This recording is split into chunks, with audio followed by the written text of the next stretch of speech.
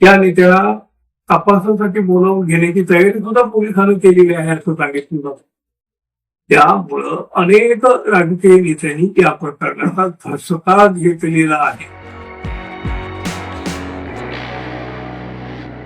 मित्रो, नाशिकचा भोंदू बाबा अशोक खरात एवढ्या अडचणीत आलेला आहे, पण त्यापेक्षा सुद्धा अधिक अडचणीमध्ये आपल्या राजकारणातले बडे बडे नेते येऊ लागले आहेत. त्याचा पहिला फटका महिला आयोगाच्या अध्यक्ष रुपाली चाकणकर यांना तर बसला. त्यानंतर सरकारला हादरे बसावेत अशी माहिती पोलीस तपासात उघड होऊ लागलेली आहे. या खराचा तपास करताना पोलिसांना काही अडचणी तर येतच आहेत, पण जर विशेष तपास पथक म्हणजे शासनानं नेमलेले SIT या प्रकरणाचा तपास त्यांनी अत्यंत बारकाईनं चाणाक्ष पद्धतीनं हुशारीनं सुरू केला. अशोक खरात त्याच्या मोबाईलची कसून तपासणी सुद्धा सुरू झाली आहे आणि अखेर त्याच्या मोबाईल मधून मोठं घबाड पोलिसाच्या हाती लागलं आहे. अशोक खरात याच्या संपर्कामुळं बडे बडे नेते आधीच तास्तावलेले आहेत. अनेकांना आपलं मंत्रिपद जाण्याची भीती वाटायला लागलेली आहे आणि नेमकं अशातच पोलिसांनी खरांच्या मोबाईलचा CDR मिळवलेला आहे. त्यामध्ये माहितीच्या सरकारमधील एका मंत्र्यांचा या भोंदू खरात सोबत नित्याचा संपर्क असल्याचं सुद्धा स्पष्ट झालंय. माहिती सरकारमधल्या मुख्यमंत्री एकनाथ शिंदे यांचा निकटवर्ती असलेला हा नित्याच्या संपर्कात असलेला मंत्री कोण हे खरं तर याचं सर्व होत आहे. या मंत्र्यांनी कॅप्टन खरात याच्या घराच्या रस्त्यासाठी तब्बल 3 कोटी रुपये निधी मंजूर केला. घराच्या रस्त्यासाठी सरकारी पैशानं बांधलेला हा रस्ता मंदिरासाठी असल्याचं मात्र फक्त दाखवलं गेलं. आणि यापेक्षा सुद्धा अत्यंत धक्कादायक बाब म्हणजे कॅप्टन खराटेच्या मोबाईल मध्ये 30 ते 40 हाय प्रोफाईल नंबर टाकलेले आहेत.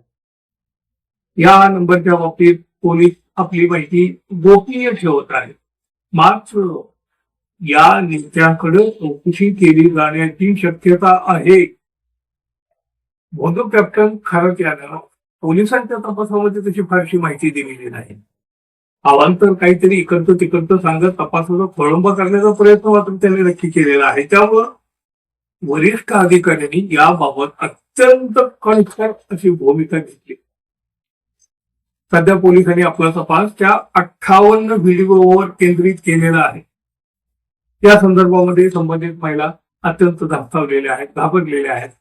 म्हणजे त्याची माहिती किंवा तपासाला बोलवलं त्यानंतर त्यांच्या कुटुंबामध्ये नवे वादंग निर्माण होऊ शकतं आणि मग या दिशेनं पोलिसांनी सुद्धा सावध पावलं टाकायला सुरुवात केलेली आहे. राजकीय नेत्यांचं खराबशी असलेला संपर्क वरचेवर मात्र आता अधिक गडद होताना दिसून लागलेला आहे. एका मंत्र्यांचा तर त्यांच्याशी नियमित संपर्क असल्याचं उघड होत आहे.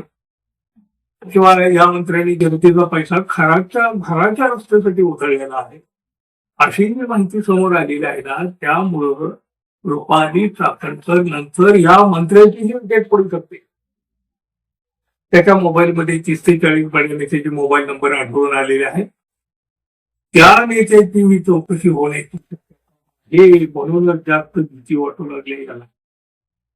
त्या नेत्याला तपासासाठी बोलावून घेण्याची तयारी सुद्धा पोलिसांनी केलेली आहे असं सांगितलं जातं. त्यामुळं अनेक राजकीय नेत्यांनी या प्रकरणाचा धसका घेतलेला आहे. परंतु याचा खरंच सोक्षमोक्ष लाभला जाईल काय याबाबत मात्र शंका उपस्थित केली जाते. हे सगळं प्रकरण दडपून टाकण्याचा सरकार प्रयत्न करीत असल्याचे उघड आरोप विरोधक करीत आहेत.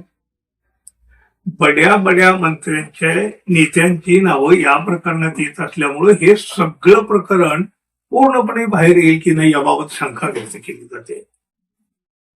महाराष्ट्राला हजरा देणाऱ्या या प्रकरणाचा तपास खरोखरच पारदर्शक पद्धतीनं होईल काय? तुम्हाला काय वाटतं मित्रांनो, जरूर सांगा. धन्यवाद. पुन्हा भेटू. नमस्कार.